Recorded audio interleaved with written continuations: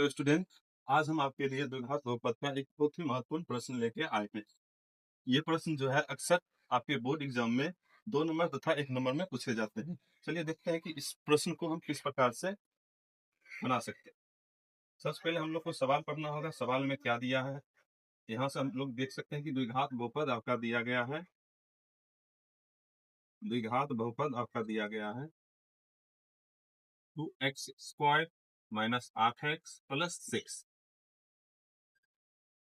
इस प्रकार के क्वेश्चन में हम लोगों को इस बात का ध्यान रखना होता है कि इस द्विघात बहुपद का आखिर रूप क्या होता है। तो द्विघात बहुपद का रूप हम आपके सामने ये लिख रहे हैं, ax² + bx + c।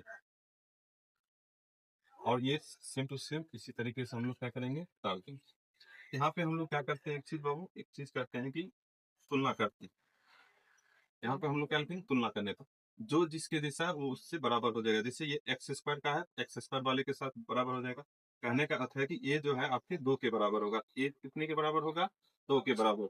ए जो होगा 2 के बराबर होगा, बी जो होगा आपका -8 के बराबर होगा, और सी जो है आपका वो आपके 6 के बराबर होगा। तो हमारे हमारे क्वेश्चन में सवाल क्या क्वेश्चन पूछा जा रहा है कि शून्यकों का योग क्या है। यहाँ पे हम लोग लिख देंगे शून्यकों का योग। शून्यकों का जो योग होता है, इसका जो फॉर्मूला होता है -b/a होता है। और हम लोग क्या करेंगे, यहाँ से जो जो दिया गया है वैल्यू, यहाँ से हम इसमें रख देंगे। तो माइनस जो है वो सूत्र का है, इसीलिए इसको हम ऐसे रख देंगे। उसके बाद b का जो वैल्यू है -8 लिया गया, तो b का वैल्यू -8। फिर यहाँ पे बटा है, बट्टे के नीचे में क्या है, a है। a का वैल्यू आपका कितना है, 2 है। आगे चल के जो होगा माइनस माइनस क्या हो जाएगा आपका प्लस, बाय में कितना हो जाएगा 2।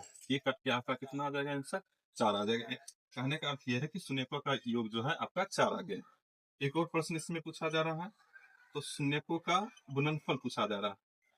शून्यकों का गुणनफल पूछा जा रहा है। शून्यकों का गुणनफल का जो फॉर्मूला होता है c/a होता है। और इसका भी वैल्यू हम लोग यहाँ से ले लेते हैं। जैसे कि आप देख रहे हैं कि c का जो वैल्यू है आपका 6 है, यहाँ 6 लिखेंगे। a का जो वैल्यू है आपका कितना है, 2 है, तो 2 लिखेंगे। इस दोनों को 2 से 6 में डिवाइड देंगे तो आपको कट के कितना आएगा, 3 आएगा। तो ये आपका आंसर कितना हो गया है, 3।